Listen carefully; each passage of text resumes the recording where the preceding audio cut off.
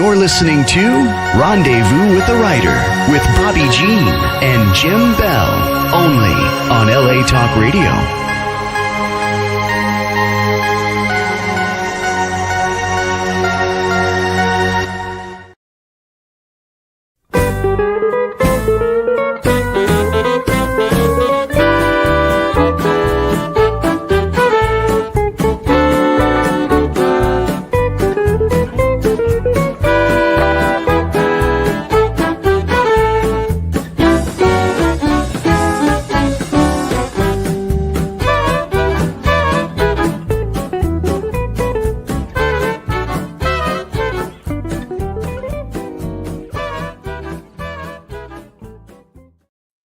Welcome to Rendezvous with the Writer, where readers and writers meet. And story is everything.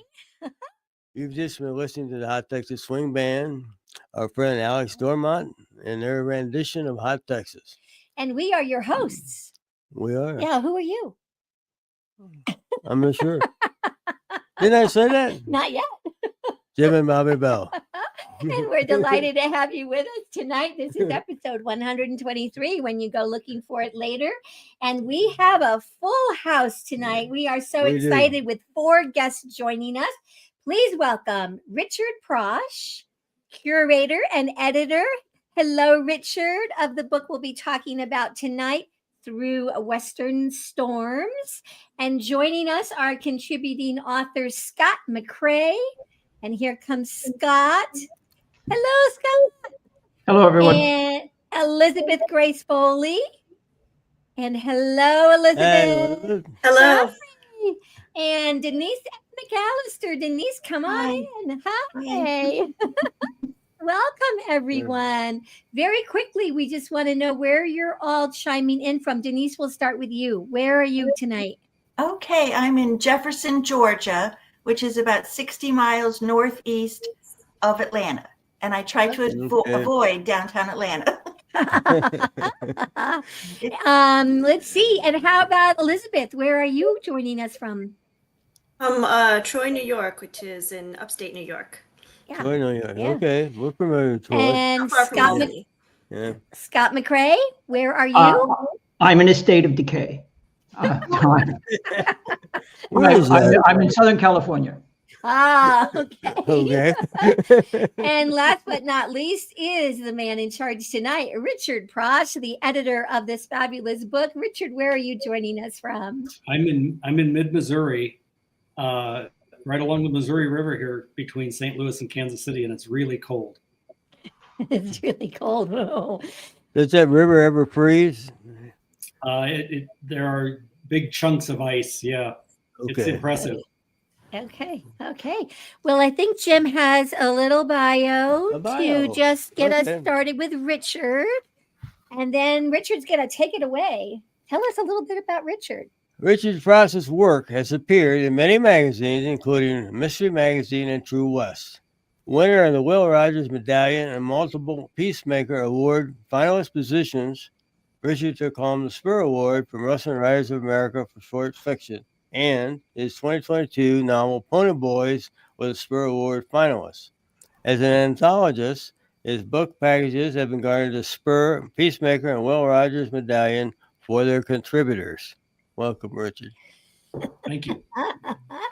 Richard, before you take it totally away, which we're looking forward to, why don't you just give us a little bit of backstory of how you were inspired to put this anthology together, and what were some of the steps that you took to gather the contributing authors? Well, Through Western Storms is the 4th anthology that I've put together, and the other anthologies, the first 2 were with Western Fictioneers, which is an organization similar to the Western Writers of America. And we invited all the members of Western Fictioneers to contribute stories. So that was kind of just an open call for everybody. With this anthology, I wanted to do something special. This is not affiliated with Western Writers or Western Fictioneers. This is an independent published book, and I wanted to make it special by inviting people to it. So this was never an open submission process.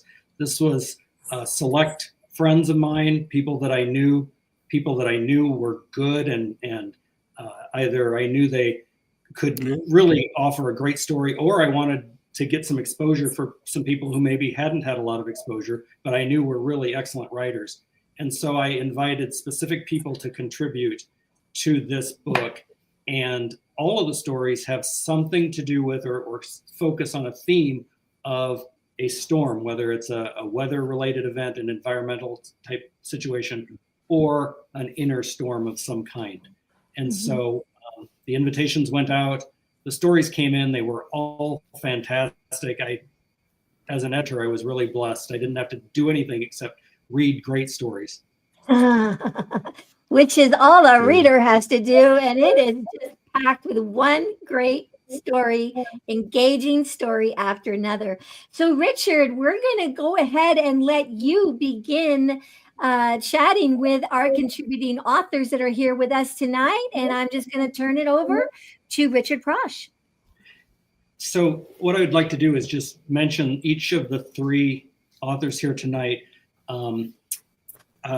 I wanted to kind of give the little bit of a background and tell you about their story.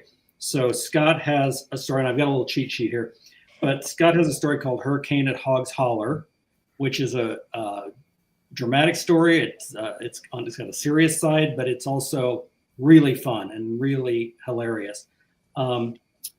Elizabeth has a great story about kind of pioneer spirit and family spirit, and it's called Valiant for Truth.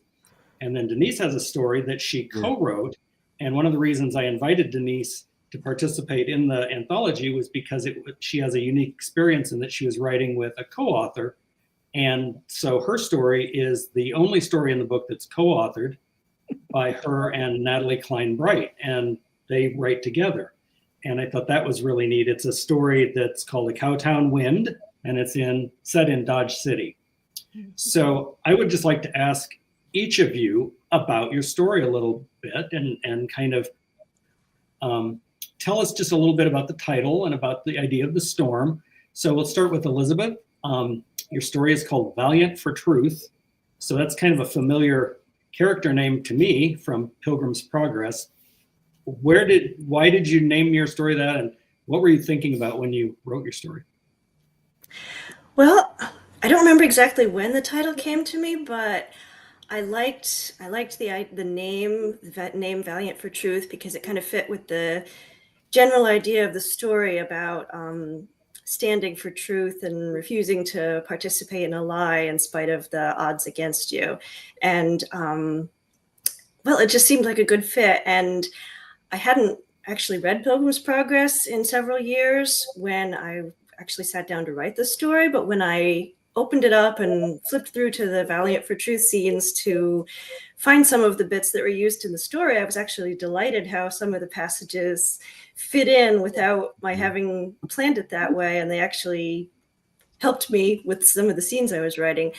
The general idea, the whole atmosphere of the story, one of the things I like to do is, there's so many stories in the Western genre about loners, wanderers, drifters, but I'm also fascinated with the idea of the families who helped settle the frontier.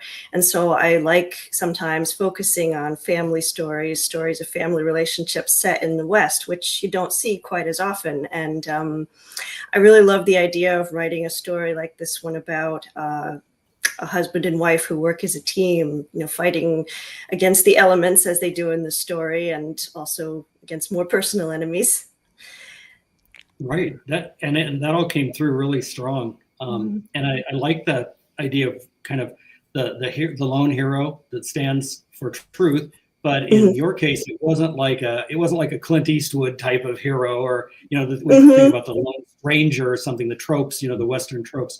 You really took that lone hero idea and did something different with it. And so did Denise. Denise, in your story, similarly, you have a lone hero who has to go to Dodge City, but it's not a gunfighter or something. It's a young woman who actually learns about a job or takes a job that I hadn't ever really read too much about dancing in the saloon and like being a dancer to entertain some of the guests. So could you tell us a little bit about A Cowtown Wind? Well, right. It's A Cowtown Wind. And I was fortunate to work with Natalie Bright again. And Natalie, I think for the last year and a half or so, has been researching Cowtown. So it was perfect. She's written and put together some beautiful chuckwagon cookbooks. So she had that experience behind her and she brought that to the table. And so we did have a heroine, so to speak, but she's a young lady, 16 years old, and she's traveling with her parents. And her whole life, they have told her that she's an aristocrat. So they're from England. And I thought it was pretty cool that Natalie came to me. My dog just came in the room. Natalie came to me, and I think she'd been at a baby shower, and the baby's name was Cecily. And so we had a phone conversation, and she said, "Don't you think that's the prettiest name? And it's different. Maybe it was used in, older times, whatever." So it kind of all formed from that. The name Cecily, Cowtown Wind, your idea of the anthology about storms, and we just brainstormed about wind and, how it would be. So it does, take you down some different trails. And about the dancing, Cecily's parents, even though they're supposed to be aristocrats, there's a bit of a mystery because her dad, maybe they have not fallen on hard times, but something's happened with their money. So he encourages her to get a job, and of all places in the saloon. And here she's all highbrow, so to speak. And she asks him, couldn't it be in the hat shop, in the millinery shop? But no, he got her a job dancing. And I had fun thinking about it all and researching it. The dances were a dime for a dance, but she only gets to keep 2 cents of it. So she's got to make money to help her parents. And that's kind of the gist of the story. But there's a lot of little twists and turns. Mm-hmm. There's a lot of neat twists in your story and in Elizabeth's story. There's some really neat twists at the end that I really liked, and I won't give any spoilers, but it's worth remembering that at the end of both of those stories, there's some really neat things going on. Right. Scott's story is another story about a heroic figure that comes to town, a heroic figure of the times that maybe a lot of us might not think would be coming into town along, we're thinking maybe, again, it's like John Wayne or Clint Eastwood or somebody, but no, it's Oscar Wilde. And I was delighted by that. I thought this is a really fun story. Again, it's got some serious themes going on underneath, but you've got some hilarious stuff. And tell us, how did you incorporate Oscar Wilde into something and keep it lighthearted, but yet, how did you do it? Tell us about it. Well, first, I want to say that I really love Denise and Elizabeth's stories. I mean, Thank you. I was profoundly moved by both of them, and those were really emotional stories. I was deeply touched by both. So I think mainly because of the way Oscar Wilde ended up, he's seen as a tragic figure. But if you're an Oscar Wilde buff like I am, you realize that he's really this profoundly comic figure. He had a great sense of humor, fabulous sense of humor. And he actually toured the American West in the early 1880s. And he ended up in little cow towns where he was actually, talking about Benvenuto Cellini to miners. Why, I don't know. And when Richard said that the storms in the story could be emotional or forces of personality, I thought of a hurricane going through a town or blowing through a town, rather like Oscar Wilde, mixing everything up and then just leaving, and everything is different in its wake.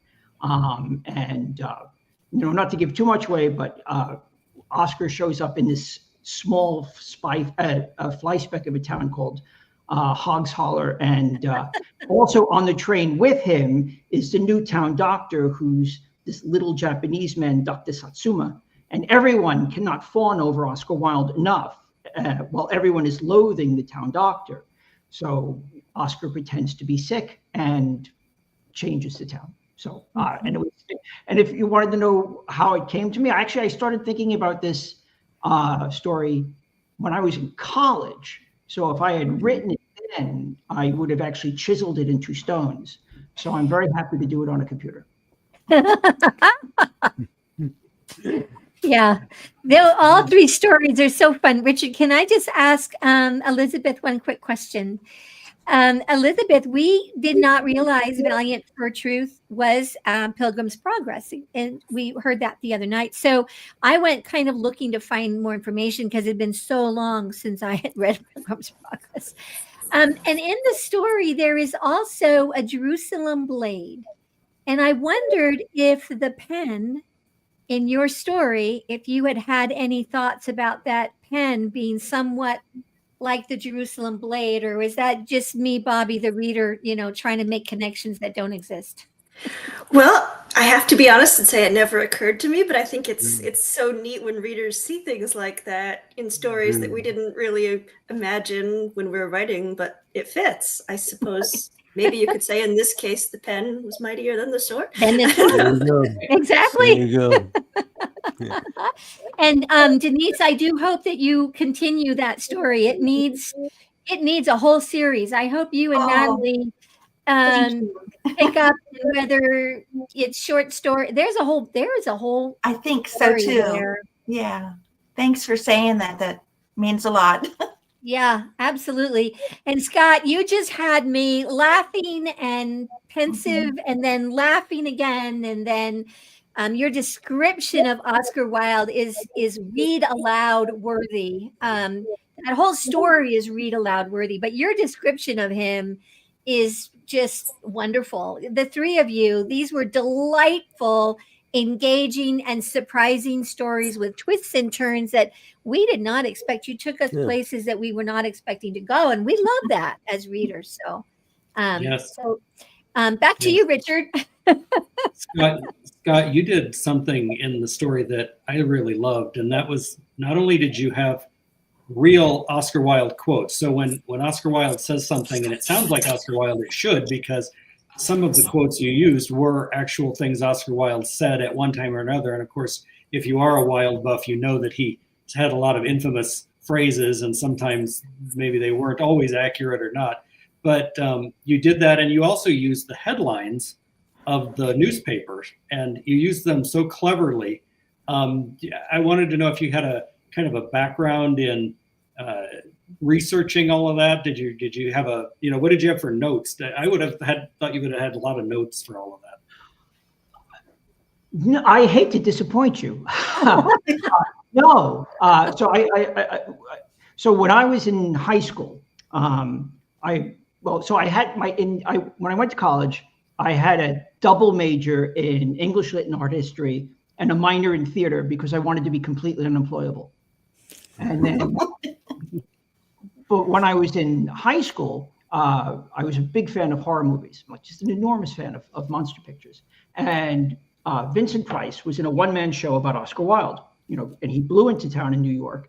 And I so loved Vincent Price. I knew nothing about Oscar Wilde, but I loved Vincent Price so much that I actually called up the theater and I said, I will usher the theater. I'll be an usher at the theater for free if I can watch every performance. So he was there for something like 4 months, and I saw Vincent Price, do Oscar Wilde for 4 months, every performance. Oh. And everything he said in that show, it was a play called Diversions and Delights by a man named John Gay, I think.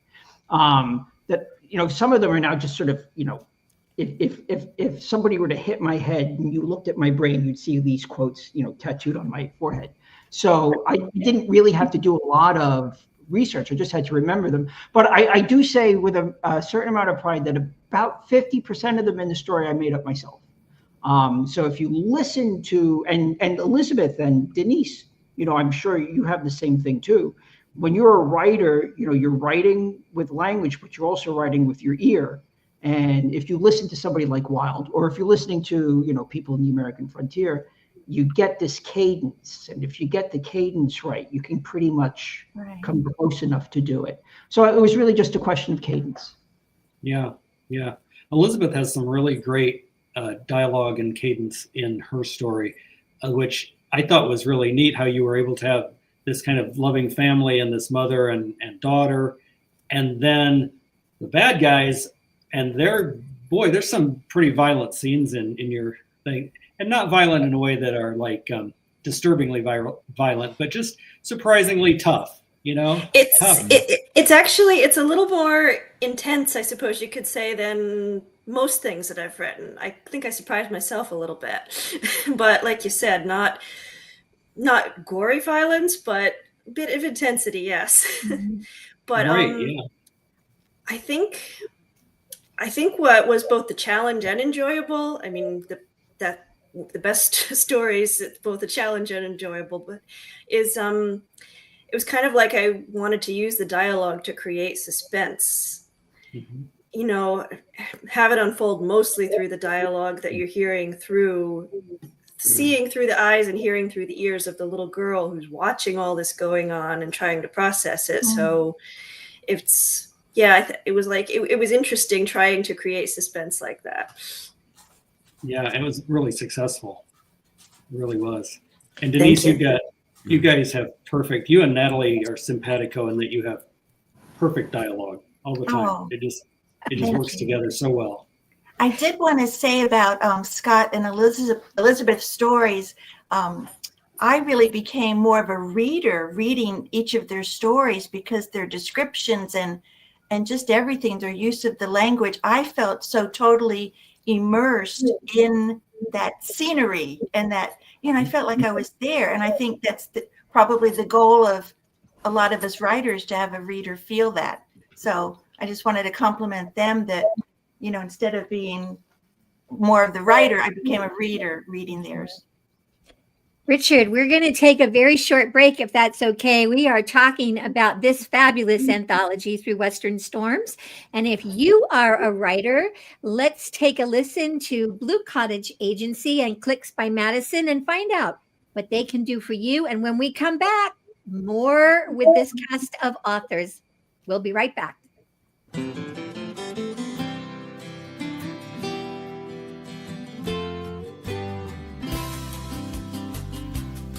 Rendezvous with a Writer is sponsored by Blue Cottage Agency and Clicks by Madison, your author publicity and book marketing team. Experienced, trusted, effective. Contact them today at bluecottageagency.com. Welcome back to Rendezvous with a Writer. We're talking to Richard Pross and his authors in his new anthology that Bobbi's holding right here. Scott, Denise, and Elizabeth. And Richard, it's right back to you. Take it away. Yes, sir. I wanted to mention, guys, that we were honored to have Through Western Storms. It's available in paperback and ebook, digital format. But we were also honored to have a partner in Thorndike Publishing.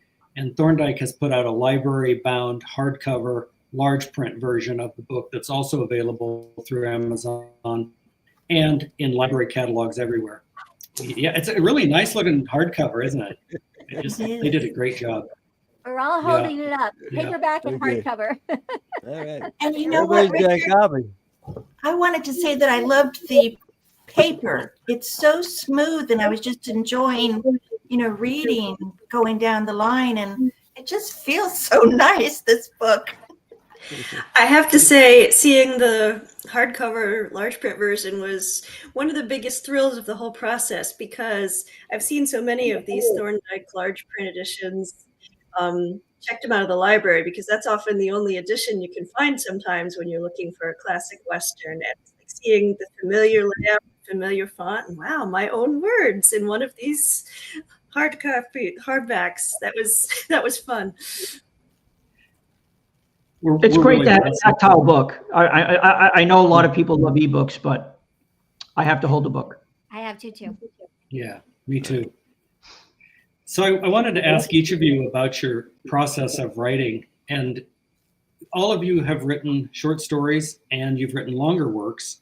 So we've talked a little bit about this before, but how do you know when you've got an idea, or if I were to come to you and say, write a short story, how do you know that what you're writing is going to be a short story or a novel? What are the different takes? How do you set yourself up differently? How do you think differently about novels as opposed to short stories? Just go ahead. Somebody jump in and tell me about that process. I was going to say that a novel is like a romance, and a short story is like a quick smooch. And Okay. there are some times where you really want a quick smooch, and there are some times when you want a romance.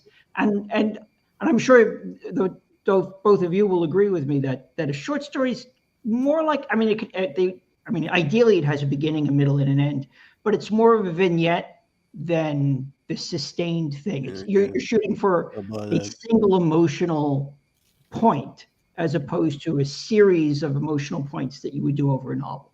What do you guys think? I think that short stories can be more difficult for sure because they're so concise, they're so tight.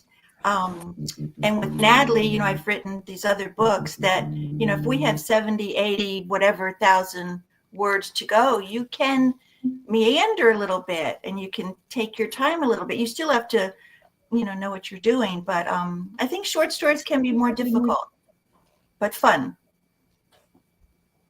I think that for me, sometimes because I kind of mull a story over in my mind a lot before I ever put anything down on paper, or even take notes. And so I kind of get a feel for whether I think, is this going to fit within a short story or does it need more space?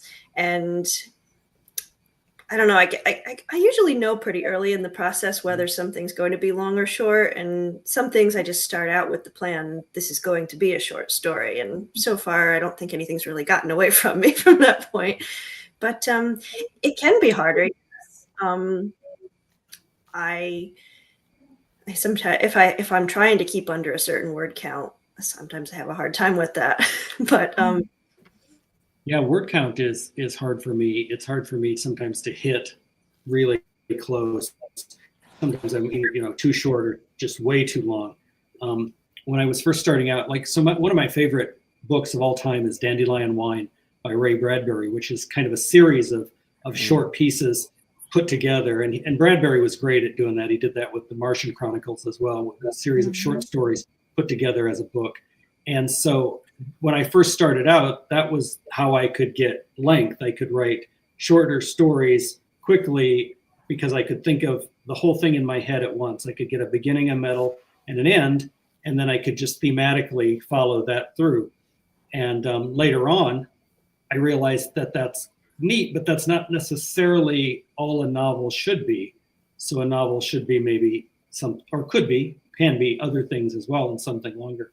So I just wanted to jump in and say that Dandelion Wine is one of the books that made me a writer. And wherever Ray Bradbury is, yeah, me too. Absolutely. Well, so can I ask Elizabeth and Denise a question? Absolutely. Yeah. So I just said Bradbury. He said Bradbury, and you can't see it, but my face is getting all red because I'm now teary because I'm thinking about Ray Bradbury. So who was that voice when you were young and younger, and just reading, and you said, I think I want to do this? So for me, it was Bradbury and Conan Doyle. What about you guys? Well, if you go back to literally when I was a little girl, it might have been Marguerite Henry. I was your stereotypical horse crazy little girl, and I read all of Marguerite Henry's horse books. And I think that was one of the things that made me love historical fiction too, because so many of her books were historical. But I can remember being like 10, 11 years old and thinking, I want to be a writer like Marguerite Henry. I think I'm with Elizabeth a little bit because I liked the horse books. Bobbi, were you jumping in? No. Oh, I'm sorry. I thought you were That's leaving okay. it. I'm just not. I thought it was commercial or something. Oh, not yet. In a moment. Not yet. Sorry. But I think when I was a kid, I did read the horse books. But to tell you the truth, when I think back, it's like I was almost more of a writer as a kid than a reader, and even into my teens. And I had girlfriends who would read these big, thick, historical fiction, and they talk about these books. And I wasn't really that kind of a reader when I was younger. But then, of course, when I got into school, and it was journalism. So I think a lot of my life was like business writing, journalism, and things like that. It's like I knew I wanted to be a writer without some of the reading even. It's kind of weird. Richard, can I be terrible and ask one more question? Go ahead. It's okay. So, Elizabeth and Denise, so you both said historical fiction. And sometimes people don't consider Westerns to be historical fiction. So I just wanted, I'm putting the three of you or all five of you on the burner here. Westerns are historical fiction.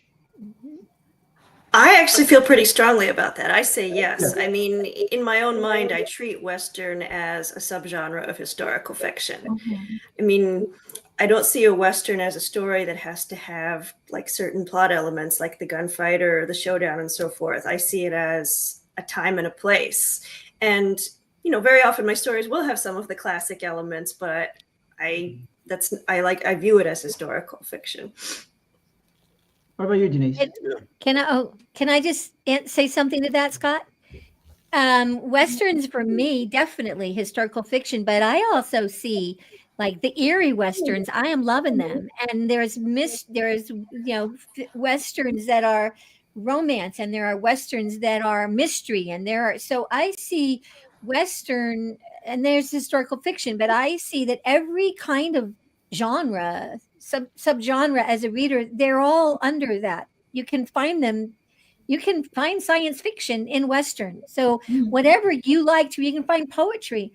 You know, you can listen to music. If Western is your thing, you can find, cookbook. I mean, you can find every sort of thing that is what you love. You can find in Western writing. I agree. And I like to also say that I like to distinguish. I really enjoy writing contemporary Westerns. Yeah, and then there's that where some people do like to write about the Old West. I just felt that maybe I wasn't qualified to write about covered wagons. And, of course you can do your research, but I really like contemporary Western. This isn't contemporary now, but I also enjoy writing 20th century Westerns. I like the 1930s and 40s are a favorite historical period of mine. And I have enjoyed writing some Western stories set in that time too. That's nice. Yeah. So I think one of the things that we tried to accomplish with the anthology with Through Western Storms is to try to get we don't have anything really contemporary or too outlandish. We don't have any science fiction, but I think we tried to get a wide variety of some very poignant stories, some funny stories. There's a couple stories along with Scott's. There's a story by Preston Lewis that's hilarious. Some very dramatic stories that are really deep and tragic even. And I think that there was a good balance, and that's what we were trying to achieve, and everybody came through with flying colors on that. We're going to take another short break, Richard, and all. And of course, we're talking about Through Western Storms. And we'd like to just take a moment and show you one of the places that you can find most all of the books of all of our guests of Rendezvous with a Writer and other favorite things that you might be looking for. And that is the Out West Shop page on bookshop.org. And when we come back, more conversation about writing. Don't go away. Story is everything. Find a great one on Out West Shop's bookshop. Go to outwestshop.com. Find books and CDs on the menu. Choose Shop Out West on bookshop.org. Browse through featured authors on Rendezvous with a Writer. Explore curated book lists and our featured picks. Add in note cards, calendars, and jigsaw puzzles. One-stop shopping for great gifts. Use the search box to find thousands more titles. Make the switch. Your purchase supports us as independent booksellers. That's our story. Welcome back to Rendezvous with the Writer. We're talking about Richard Frost. We're talking with Scott and Denise. This stuff getting all these names in here. See, I want to ask a question, Scott. You said that your story on Hogs Holler goes back a long time. You thought about that in high school. Back in high school, right? Yeah. When did I graduate? No, when did you actually bring the story to fruition? When did you actually write it? Actually, when Richard asked me to, I thought about it for a bazillion years, and I was so it's about a not all that subtle form of racism. Also, the story, and I don't think if I had written it earlier, I would have been grown up enough to have done it.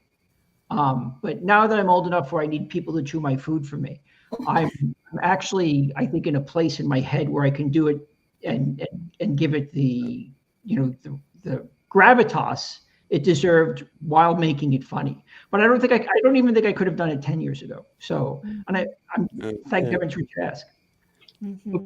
Okay, that's kind of a cool idea that I hadn't thought of. So, Elizabeth and Denise, how do you feel about the difference? What's the difference between you now and maybe 5 or 7 years ago as a writer? Where have you grown? Where do you see yourself? And where do you see yourself in the future then, maybe 7 or 10 years from now? Well, can I jump in, Elizabeth? Yeah. We're both sighing. I think for me, if I think back 5, 7, 10 years ago, whatever, I've also been heavily involved in editing. So I've had this business career, did a lot of, communications, whatever, and then I did freelance editing. So I really spent a lot of years editing other people's novels. And I just had a knack for that. But then joined Western Writers of America, and I did write, other things, but not published. So I always wrote my whole life, kind of on the side of my corporate job. And so joined Western Writers, met Natalie, one thing led to another. We clicked and an idea was born. And then we started writing fiction. So that was my real jump into the pool of fiction writing. So that was probably, I met her maybe in 2015. So that was my story. Well, I guess looking back 5 or 10 years, I just hope I'm a little more mature as a person. So I hope that reflects in writing. And the more you write, the more you learn about writing. And I think I've gotten a little bit more polished technically over time. When I look back at things I wrote when I was very young, I can see the difference. Yeah. I think maybe I figured out a little bit more what my own strengths and tastes are and kind of focus more on that. Whereas earlier on, I kind of experimented all over the place. What I hope for the future, more novels. I mean, as much as, we've been talking about short stories and I love short stories, but I would like to write more novels. I think that when I started, I tended to, like everybody, and like they kind of tell you that you should, mentors, often writing mentors tell you that if you find somebody you like say Ray Bradbury, go ahead and write kind of like Ray and get that idea and feel that. And then you'll develop your own voice. And I did that for several years where I was trying to write like Ray Bradbury or I was trying to write like Harlan Ellison. But if you know Harlan Ellison, I just didn't have the vocabulary. I didn't have the number of billions of words that he uses, and 20 syllable words. I didn't know those. So I couldn't really write like that. And I had to start to write like myself. So, you do develop that. And I think that when I started, as I go back and look, I can read things that I wrote and I can see who I was imitating at the time. I say, oh, I was imitating, this author, that author. But now I hope that now and in the future, I'm developing my own unique voice that eventually is unique. While still, I think it is a skill. I think it's a good skill for authors to be able to write in different voices, still develop some of those other voices, but have my core voice that is me. So and I think you also get to a point where you write things that are inspired by your heroes, but you realize you're putting your own spin on it, doing it in your own way. Exactly. Right. Exactly. So Bobbi, we wanted to talk about what everybody is doing besides the work that's in the anthology. And I wanted to make sure we all had time to talk about what other projects you're working on in 2025 and even beyond, because publishing now takes longer sometimes. So we're looking at 2026. Books come out in 2026, 2027 that you might be just working on now. So let's start with Denise. What are you looking at now? Well, I was also prepared to show what I have done recently. Okay. Just some books that came out a few months back, or in the spring, I guess. My mystery, it's contemporary Western. This is Stalker or Saint, contemporary Western, but with a mystery. And, you know, it's funny, when I was thinking about this, I thought I sometimes have difficulty in a story killing people off. You know, I'm very, very gentle about it, and this and that. However, in this book, the very first words are, her brother was dead. So obviously I did kill some off. So that's what I'd like to do in the future. This little series was 3 books, Stalker, Saint. It's Okay. About a girl who shows horses, and her brother, well, whether he's dead or missing, so we don't know about that yet. She meets a detective guy. They have a relationship. The second one is Pegasus flying, and there is a newspaper that she works at called Pegasus. Again, about horse showing. This one has more about corrupt people in horse shows. The third one in this series is Hero Brothers, and I had a lot of fun. You know, all the same characters. It's all the same series, but they're kind of ex-military guys. And so I had great fun. I'd really never done it this extensively as far as the research. So when so-and-so goes undercover and he's wearing an expensive watch, it was fun for me to research, you know, well, what's the latest? If I had $1 gazillion, what do men wear as their wristwatch? So that was fun. So that's what I've kind of done this past year. For the future, I'd love to continue this series. I just have to work on it, you know, talk to a publisher or the publisher, we'll see, but also some short stories. So I'm going to expand on that too. Sounds great. Yeah. And Denise is actually going to be back Oh, yes. to talk about that mystery series, and she's going to be with us on July 24th. So mark that down on your calendar. That's right. You just reminded me. I better make sure. Elizabeth, what are you working on? Lately or in future, or both? Both. Well, most over the past year, I was working on more Western short stories. My most recent release was a short story collection of my own. And my current project is actually a short story for another multi-author anthology, a collaborative effort with several different indie authors. Hasn't been officially announced yet, but you'll be hearing about it later in the year. It's Western stories, classic Westerns again. Several authors, as it turned out, all women authors. We didn't plan it that way. That's just the way it turned out, who write in several different genres, including Westerns. Some really fantastic indie authors in there, so that should be fun. And then once I finish that story, what I hope and plan to be working on for the rest of the year is I have a Western mystery novel in progress, which is set in the 1940s on a Montana dude ranch, kind of like your classic closed circle, limited suspect whodunit, but in a contemporary, semi-contemporary Western setting. So that's hopefully my next novel. Don't know exactly when, but it's going to be my focus. Sounds great. Yeah. That sounds great. How about you, Scott?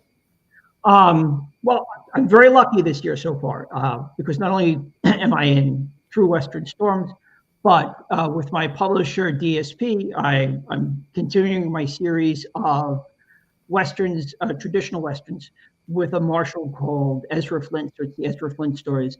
And the next one coming out in probably just a few weeks is called Flint Revenge. But then for Down and Out books, I have a book coming out I'm extraordinarily proud of. It's called Targets West. There we go. It's called Targets West, and it is a contemporary thriller. And the twist is that the hero is an American rancher who ends up in a multinational conspiracy, and he jumps from Wyoming to New York to London to Dubai, then back to London. My editor at Down and Out calls it the James Bond played by Clint Eastwood book. it's essentially a traditional spy story with an American rancher as opposed to your slicker and more sophisticated Playboy. And it's gotten a lot of great advance notices. And it debuts March 12th, and you can pre-order it now. Targets West, you can pre-order it now on Amazon. And if that's not a plug, I don't know what it is. And Scott will be with us May 15th. That's right. Wow. Right. Okay. Yeah. So one of the things that we're looking at is we'll be on again, right, Bobbi and Jim, in September with some more authors from Through Western Storms, and we'll talk about some of their stories. And we'll also talk a little bit more in September about our next anthology, which tentatively is titled In Western Towns. Oh. So the first two anthologies that I put together for Western fictioneers were Under Western Stars and Over Western Trails. And now we have Through Western Storms, and we'll have In Western Towns. Oh. So we'll have a nice, bunch of things on the shelf then. And In Western Towns, it will be the same sort of format as this, in that we will invite specific writers to be a part of it.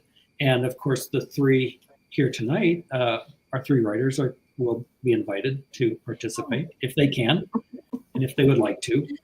And I think it's going to be a little bit bigger anthology. I anticipate a few more. I think guys, did we have 12 stories in this one? I think so. 12 stories. And okay. So we'll have closer to probably 18 in the next anthology. So it'll be a little bigger, but again, we hope to do some things that are beyond the regular tropes of Westerns. Not that the tropes aren't, and like Elizabeth said earlier, it's fun to use some of the tropes, but it's also fun to explore other things and maybe push the boundaries and show the world. I think that there's a lot of Western literature that there's a lot of possibilities that maybe people haven't even thought of yet. It's not. I want to write a sequel to my story. I'm going to call it The Wild Wild West. Oh, okay. Wild Wild with an E after the D, right? Well, okay, that sounds like a segue. That sounds like a segue for me to tell you that Robert Vardman, who writes as Jackson Lowry and has a story in Through Western Storms, Bob Vardman and I worked together on a new series called The Guns of Legend with an E on the end, Scott. And The Guns of Legend is kind of a takeoff a little bit on The Wild Wild West, in that Alistair Legend is a character who has sort of a group of agents that work all over the place in the West, and he directs them into nefarious situations, and they use lots of different gadgets and things and all sorts of fun. And so The Guns of Legend, Bob has written 3 and I've written 3, and those are already out, but we're going to have some more, and we will be reissuing the ones that are already out with new covers and some new introductions and things like that. So The Guns of Legend will be out this spring. Very fun. Very Well, good. Jim has a quote. I'm just looking at our time, folks. We're Jim has a circling quick quote. We have like 2 minutes left. This is from Scott's story, and it's kind of antithesis. It's the opposite, kind of the idea we get from Elizabeth's story. But I thought it was kind of funny. Oscar Wilde says, "My lies are artful representations of the truth. Never, ever let something like the truth get in the way of a beautiful lie." Well, we thank you all for being with us tonight. Richard Prosh, Scott McCrae, Denise F. McAllister, and Elizabeth Grace Foley. We really appreciate you all coming on with us. Next week, Mark Warren joins us. I've just started reading this fabulous book. This is The Last Serenade for Billy Bonney. a novel on Billy the Kid. I've always been interested in Billy the Kid, and now living in Albuquerque, Billy the Kid is even, more prominent. So this is just a really, really wonderful read. And we want to just thank once again the Blue Cottage Agency and Clicks by Madison and Out West Shop for supporting the show. And you can catch this streaming on all major podcast channels later this evening, and of course on YouTube and Facebook and such. It's episode 123. And Jim, We want to thank all you folks for being on tonight. That's the first thing. keep Thank you. writing, and we'll keep reading, Thank and you. we'll see you down the trail. Thank you. Thank you. Bye, everybody. Bye-bye. Bye.